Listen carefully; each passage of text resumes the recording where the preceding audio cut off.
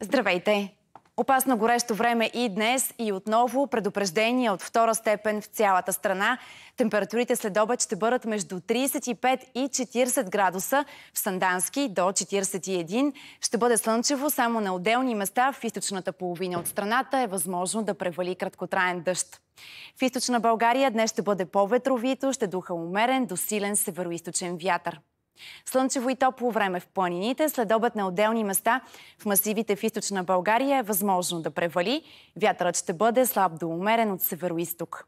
Максималната температура на 1200 метра височина ще бъде около 29 градуса, на 2000 метра около 22. На морето ще бъде слънчево, след обед с повече облаци, но само на отделни места е възможно да превали.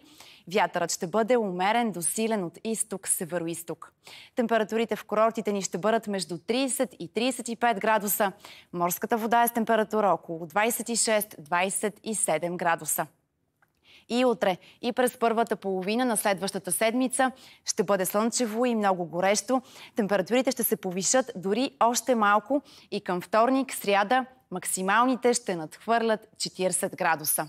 Към края на работната седмица вече се повишава вероятността за валежи в страната и дневните температури най-после слабо ще се понижат. Такава е прогнозата. Хубава събота от мен!